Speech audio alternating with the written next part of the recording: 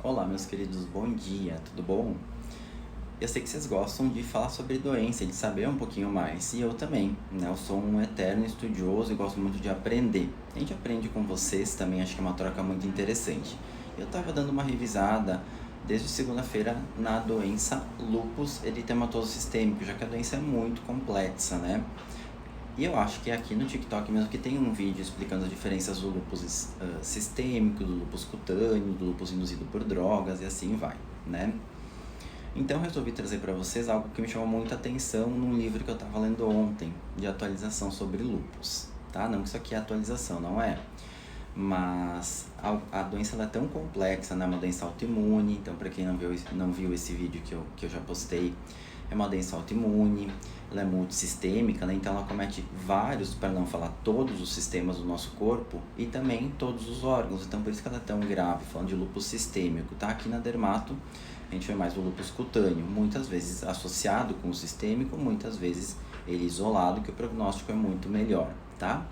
E quais frases do livro que eu estava revisando ontem me chamaram a minha atenção? Então vou compartilhar com vocês.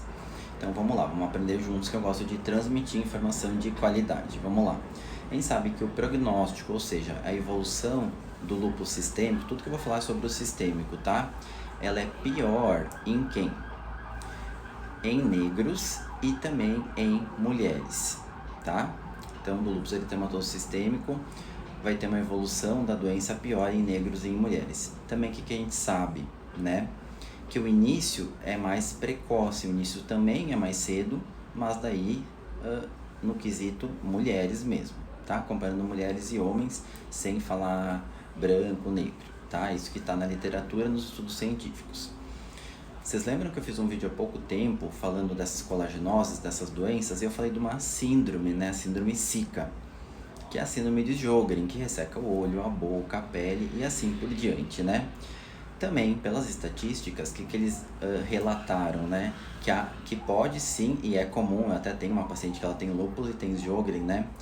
Mas que essa associação ela é muito comum em idosos, ou mais frequente em idosos.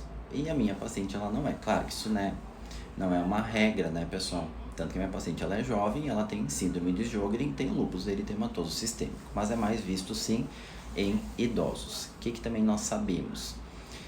Como pega todos os órgãos e sistemas, quando acomete o pulmão, a alteração pulmonar mais comum que o lúpus dá é a inflamação de uma camadinha, fala assim, de uma capinha que tem em volta dos pulmões, tá?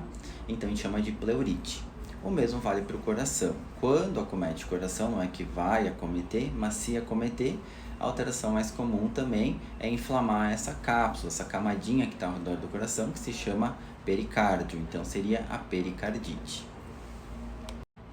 Lembrando que um dos órgãos-alvo, né, no lúpus eritematoso sistêmico, são os rins, né? Até lá atrás, né, quando eu fiz especialização, seja lá uns 10 anos atrás, sempre os professores, né, os mestres falavam disso, né? Quando o lúpus acometeu os rins, não é nada de bom sinal.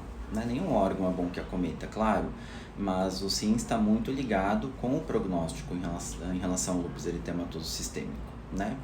Mas por que um dermato está falando sobre o lúpus sistêmico e nem sobre o cutâneo, que é outro mundo? Porque vem bastante, né? Geralmente pode ser que a primeira alteração seja na pele, pode ser que não, mas geralmente é, tá? E nem sempre é o lúpus cutâneo isolado, às vezes é o início de um lúpus sistêmico, né?